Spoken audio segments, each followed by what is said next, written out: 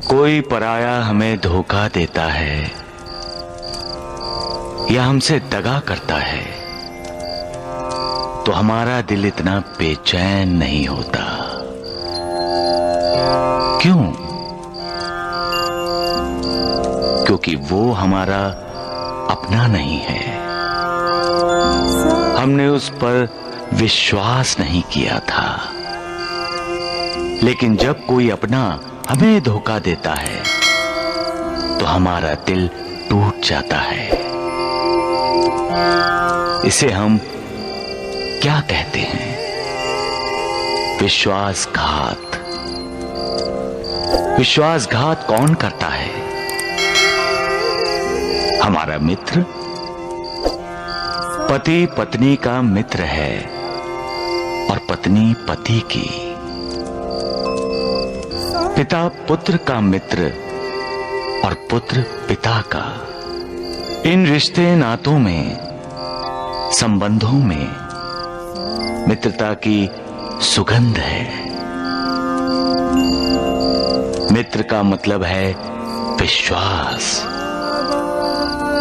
और जब वही मित्र विश्वासघात करता है तो सुगंध दुर्गंध में बदल जाती है। इसलिए हमेशा मालिक पर विश्वास करो।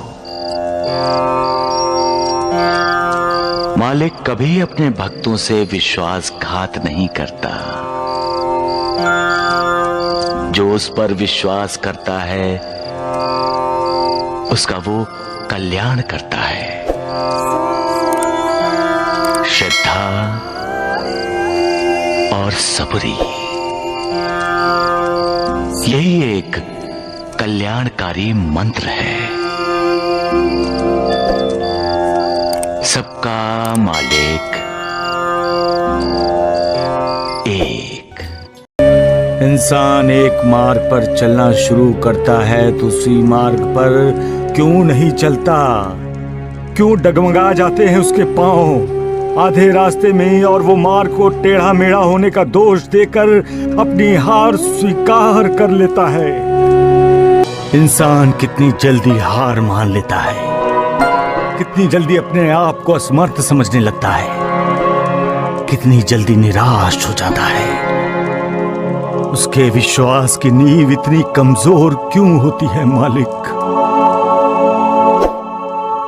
उसका अपने आप पर विश्वास इतनी जल्दी धराशायी क्यों हो जाता है मालिक?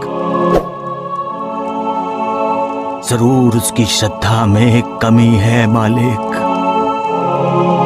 जरूर उसका सब्र कहीं ना कहीं आकर उसका साथ छोड़ देता है और अहंकार उसे नीचा दिखाई देता है। तुम्हारे इंसान को कितनी बार समझाया जाए मालिक कि वो विश्वास की डोर पकड़कर श्रद्धा के कदमों से तुम्हारी तरफ जाने वाली सीढ़ी पर आंखें बंद किए चढ़ता रहे। वो कभी असफल नहीं होगा। कामयाबी हमेशा उसके कदम चूमेगी। सबका मालिक एक। उसका उद्धार कैसे होगा जो दूसरों का उद्धार नहीं करता? जो दूसरों का मार्गदर्शन नहीं कर सकता उसको खुद को मार्ग कैसे मिल सकता है? कैसे? गुरु का कर्तव्य है अपने शिष्यों का उद्धार करना।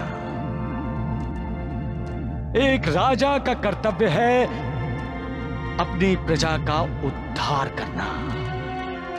समाज सेवकों और समाज सुधारकों का कर्तव्य है समाज का उद्धार करना।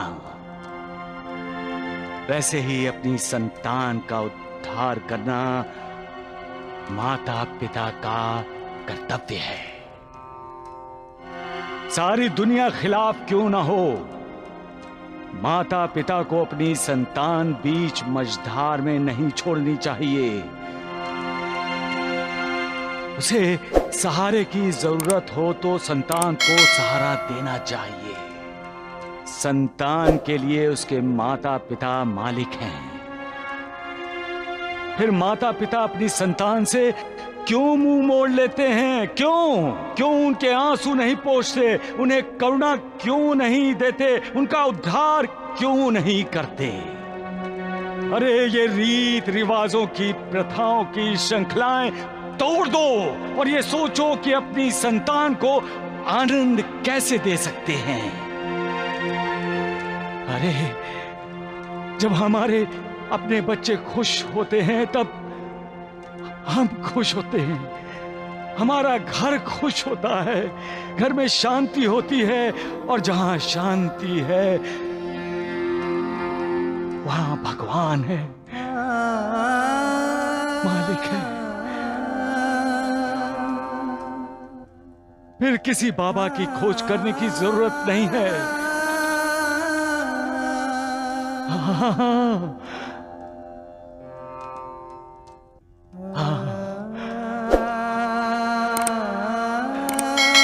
सबका मालिक। दुनिया में अपने होते हुए भी इंसान अकेला है। जब तक उससे इंसान को मतलब है तब तक अपने हैं, और जब मतलब नहीं रहता तब अपने पराये हो जाते हैं।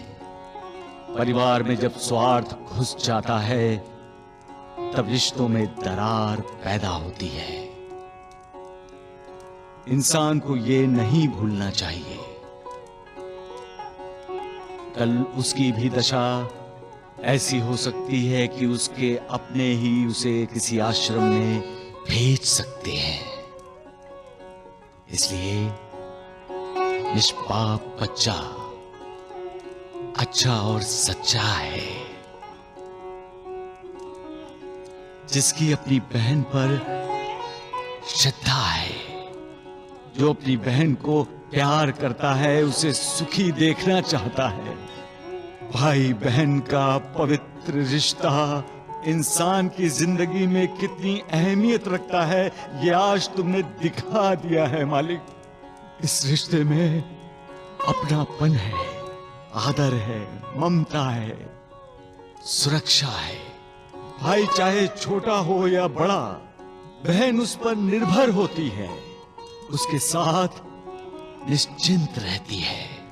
भाई भी अपनी बहन की ढाल बनता है, उसे सुखी देखने के लिए हर कोशिश करता है, उसका आदर करता है, क्योंकि भाई को अपनी बहन में हमेशा अपनी माँ का प्रतिबिंब दिखाई देता है।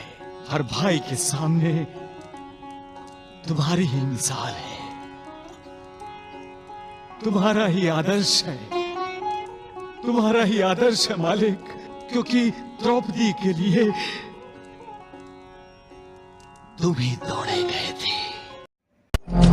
जिसे दूसरों को दुख देने में सुख मिलता है वो इंसान नीच बुद्धि वाला होता है, और जो दूसरों के सुख में अपना सुख ढूंढता है वो महान होता है, और जो दुनिया का सुख दुख झेलकर दूसरों की झोली में सुख डालता है वो महात्मा होता है। घर ईंटों से या मिट्टी से नहीं बनता, वो तो दीवारें बनती हैं। घर उन दीवारों में रहने वालों से बनता है। घर भी उसमें रहने वालों के दुख सुख सुनकर दुखी होता है। जब घर में रहने वाले सुखी हैं तो घर भी सुखी है, और जब घर में रहने वाले दुखी हैं तो घर को भी दुख होता है। घर बोलता नहीं है, लेकिन तुम्हारी भावनाओं को पनाह देता है। तुम्हारे गम को हल्का करने के लिए वो तुम्हारा सहारा बनता है। तुम उसके कंधों पर सर रखकर रो लेते हो। और जब घर में रहने वाले खुश होते हैं, सुखी होते हैं, तो दीवारें भी तुम्हारी खुशी में गूंजकर तुम्हारा साथ देती हैं। घर में रहने वाले कितने भी हों, घर एक इकाई है, और उस इकाई को एक बनकर रहना है। एक दूसरे का आधार बनकर, सहारा बनकर, साथी बनकर रहना है। तभी तो समाज में, देश में संसार में एकता आएगी, क्योंकि ऐसे ही घरों से समाज, समाज से देश और देश से संसार है। घर की इकाई टूटेगी तो घर टूटेगा, समाज टूटेगा। तो फिर हम कुछ लोग स्वार्थी होते हैं जो सिर्फ अपना सोचते हैं, कुछ लोग द्वेषी होते हैं, अपना तो सोचते ही हैं, साथ साथ दूसरों का भी बुरा सोचते हैं। उनके मन में हर चीज के लिए, हर जीव के लिए द्वेष रहता है। उन्हें किसी को खुश देखकर, सुखी देखकर अच्छा नहीं लगता। वो दिल ही दिल में जलते रहते हैं, जलते रहते हैं। ऐसे लोगों से बचना चाहिए। उनकी बातों को सुनकर पहले आजमाना चाहिए और उनके प्रभाव में कभी नहीं आना चाहिए। सबका मालिक एक है। जिसकी मालिक पर अविचल अगाध श्रद्धा है, आस्था है, उसका ईमान कभी डगमगाता नहीं, न डोलता है। जिसका ईमान डोल जाता है वो झूठ का हाथ पकड़कर चलता है, और ऐसे लोग मुश्किल में फंस जाते हैं। 1000 गुंठा जमीन। इंसान को कितनी जमीन चाहिए? सिर्फ 2 गज। तो फिर वो ज्यादा जमीन क्यों चाहता है? शादी को बाजार मत बनाओ। दहेज की मांग करके शादी जैसे पवित्र रस्मों रिवाज का मजाक ना उड़ाओ। भावा भावा चोरी और उस पर सीना जोरी। खुद दूसरों का अपमान करते हो और कहते हैं उनका अपमान मत करो, उनका अपमान मत करो। वाह रे मालिक वाह, कैसा इंसान बनाया तुमने। कितनी अजीब सोच दी है। अपराध कोई और करता है, अपराधी कोई दूसरा माना जाता है। लड़के वाले मगरूर होकर शादी तोड़ते हैं और ये इंसान लड़की को मनहूस मानते हैं। तेरा भी कमाल है मालिक। कैसे कैसे खेल खेलता है तू, कैसी कैसी लीला रची है तूने। लीला रचाता भी है, ये भी दिखाता है कि इंसान कितना निर्दयी है, कितना स्वार्थी है, और साथ ही साथ सच्चे प्यार का भी साक्षात्कार करवाता है। आज तुमने साबित कर दिया मालिक कि शादी की जोड़ियां तुम ही तय करते हो, और तुम रहम दिल भी हो मालिक। करुणाकर हो, भक्त वत्सल हो, जिसके साथ तुम्हारी दुआएं हो उसका कभी बुरा हो ही नहीं सकता मालिक। सबका मालिक। कोई भी लड़की का पिता गरीब कैसे हो सकता है? गरीब तो लड़के के माता पिता होते हैं। जो दे वो श्रेष्ठ है। लड़की का पिता अपनी बेटी का दान करता है, इसलिए वो अमीर है, श्रेष्ठ है। और लड़के का पिता उस दान को स्वीकार करता है, इसलिए वो गरीब है, कनिष्ठ है। अरे अपने आप को साहूकार, जमींदार, अमीर कहलाने वाले लोग कंगाल होते हैं। जो किसी को दुआ नहीं दे सकता, आशीर्वाद नहीं दे सकता, उससे बड़ा गरीब कौन है? साईनाथ, ये लोग कब समझेंगे महासपति कि किसी को दुआ देना, किसी के लिए दुआ मांगना कितनी बड़ी बात है महासपति। अरे किसी को दुआ देने से अमीरी कम नहीं हो जाती, फिर दुआ देने में कंजूसी क्यों? अरे कोई तुम्हारे सामने झुककर तुम्हारे पैर छूता है, तुम्हें आदर देता है, तुम्हें मान देता है, सम्मान देता है, और तुम उसका अनादर करते हो, अपमान करते हो उसका। ये लोग नहीं जानते मालसापति